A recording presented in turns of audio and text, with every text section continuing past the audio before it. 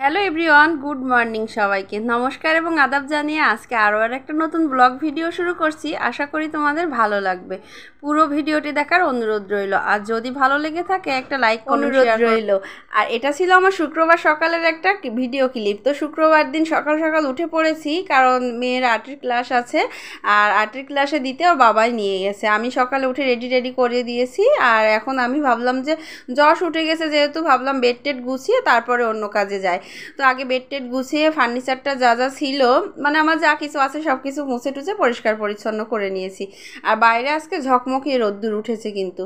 তো তারপরে এদিকে ওর বাবাও চলে আসছে, আর দুইজনের জন্য 2 কাপ রং চা করে নিয়ে আসলাম, আমারটা চিনি ছাড়া আর ওর বাবারটা চিনি সহ। তো আমি কিন্তু সব সময় চিনি ছাড়া চাটা পছন্দ করি, কারণ চিনি দিয়ে চা খেতে আমার একটুও ভালো লাগে না। আর সপ্তাহের একটা দিন এই দুইজনে বসে একটু চা না খেলে যেন ভালোই লাগে না। আর তারপরে এই যে ফ্রিজ থেকে দুপুরে রান্নার জন্য সব কিছু বেড টেড করে নিচ্ছি, কারণ যদি যা যা রান্না করব সেগুলা যদি ভিজিয়ে না দিই তো আমার আর কি পারফেক্ট মনে হয় ভেজে না। তো এই যে মুরগিটাকে বের করে ভিজিয়ে দিলাম। আর ওদিকে সকালের জন্য আজকে ফেনা ভাত, আলু ভর্তা আর কাঁচকলা নিয়ে আসছিলাম বাড়ির থেকে বেশ অনেকগুলা। তো কাঁচকলা ভর্তা করে নিয়েছি, আর এদিকে ডিম ভাজি করে নিলাম। সবার জন্য ডিম ভাজি করে নিয়েছি। তো সব কিছু আর কি দেখাতে গেলে তো ভিডিও বড় হয়ে যাবে, এই জন্য শুধু একটাই দেখিয়ে নিলাম। তো এই যে এখন সকালে খাবারটা খেয়ে নিলাম।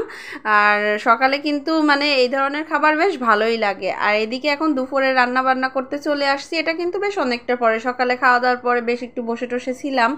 তারপরে ভাবলাম যে কি রান্না করবো, ওর বাবার কাছে শুনলাম। তো সে বললো যে মুরগিটা না একটু রোস্টের মতো করে করো। তো আমি ছোট ছোট পিস করে ভেজে বসিয়ে দিয়েছি। আর এদিকে মোচা ছিল, ভাবলাম যে পোলাওয়ের সাথে, যেহেতু পোলাও করবো, পোলাওয়ের সাথে মোচা এমনি রান্না না করে পাকোড়া করি তাহলে বেশি ভালো লাগবে। আর মোচার পাকোড়াটা যে কী ভালো লেগেছে না, মানে একদম এর মানে ফ্যান হয়ে গেছে আমার ছেলে মেয়ে সহ, আমি আমার হাজব্যান্ড সবাই, মানে অনেক বেশি ভালো লেগেছে।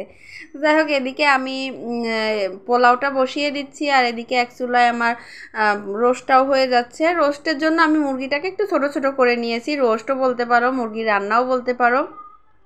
তো সব কিছু রোস্টের মশলা টশলা দিয়ে করেছি, বেশ ভালোই হয়েছিল খেতে। এদিকে পোলাওটাও আমার অনেক বেশি ঝরঝরা হয়েছিল, মানে রান্নাবান্নাটা আজকে একদম সব কিছু পারফেক্ট হয়েছিল। তো এই যে দেখো নামিয়ে নিলাম। আর এদিকে দেখি যে আবার আমি ওদিকে মুরগি নামাতে নামাতে দেখি এদিকে আবার লেবুর আসর বসেছে, বাবা মেয়ে আর ছেলে 3জন। বাবা বেছে দিচ্ছে আর ওরা 2 ভাই বোন খাচ্ছে। তো যাই হোক, জাম্বুরা সবাই পছন্দ করে আমাদের ঘরে কম বেশি। আর এদিকে আমি এখন পাকোড়াটা ভেজে নিচ্ছি। এটাকে মাখিয়ে কিছুক্ষণ রেখে দিয়েছিলাম, তাহলে মানে বেশ ভালো হয় আর কি, মাখিয়ে সাথে সাথে ভাজলে একটু ছাড়া ছাড়া হয়ে পড়ে। আর এখন এই যে দেখো ভেজে উঠিয়ে নিচ্ছি। আর এটা তো যেহেতু কলার মোচা, এই জন্য একটু কালো কালো রং হয়েছে। তো কি কি রান্না করলাম একটু দেখিয়ে দিই। তো এই যে সাধারণ খাবার, পাকোড়া, পোলাও আর রোস্ট, আর ছিল হচ্ছে সাথে শশা, ক্ষীরই, কাঁচা লঙ্কা। তো এই যে ওর বাবাকে সুন্দর করে প্লেটটা সাজিয়ে আরাধ্যা, যশ, ওর বাবা 3জনকে খেতে দিয়ে দিয়েছি। আর আমিও এখন শুরু করব। আমিও তোমাদের জন্য একটু ভিডিও নিয়ে নিলাম আজকের মতো। টাটা।